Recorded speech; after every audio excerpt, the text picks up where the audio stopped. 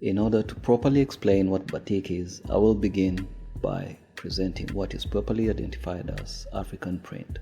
The authentically African fabric has a rather inauthentic history, as it did not originate in Africa but was adopted into African culture and automatically identified as African.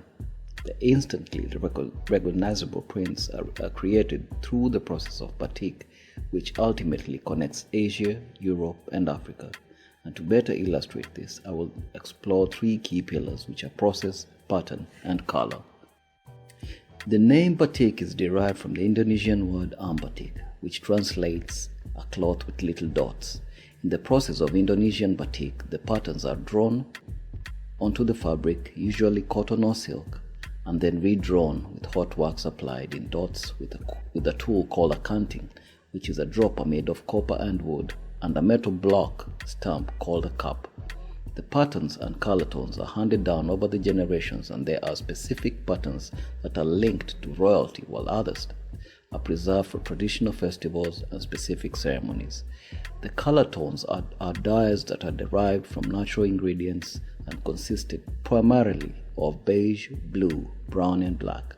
However, the oldest and most highly regarded color used in traditional batik making is indigo blue, that is made from the leaves of the indigo plant.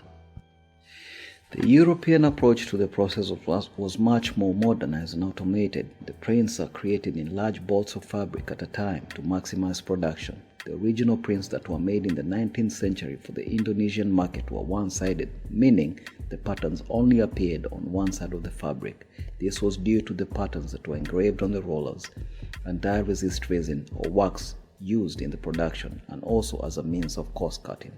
However, the print patterns later evolved into the introduction of two rollers that were engraved with similar patterns to print on both sides of the fabric with the patterns and colors by maintaining a cracked or crackle effect that identified with African tastes. The digital age brings graphic illustrated patterns that are derived from everyday allegorical objects like handbags and shoes, with warm color tones that emphasize the designs and connect with the intended market, with indigo blue being the most important color tone, due in part to Dutch cultural identity since the 17th century, as portrayed by the extensive use of ultramarine in the paintings of Dutch master Vermeer.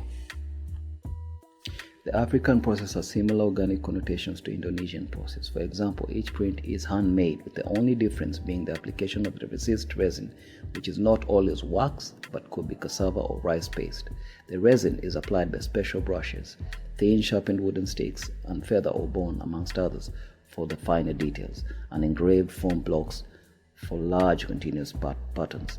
Also, similar to Indonesia, the process of creating the patterns is considered to be a man's work, whilst the application of dyes is considered a woman's work. African prints use bold colors that vary from region to region, with different color tones signifying different things. Each unique pattern and color are said to have special symbolic significance that bring the wearer anything from good luck to good health and prosperity.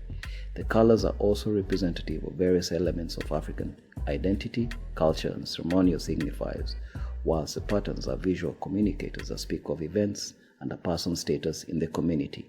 However, similar to Dutch wax fabrics and Javanese prints, the most highly regarded dye is indigo blue, which is also derived from the indigo plant. Batik carries with it an enormous amount of prestige and a history of identity, colonialism, and power structures. This unique art form continues to intrigue us and amaze us with its beauty today, the same way it did over 200 years ago.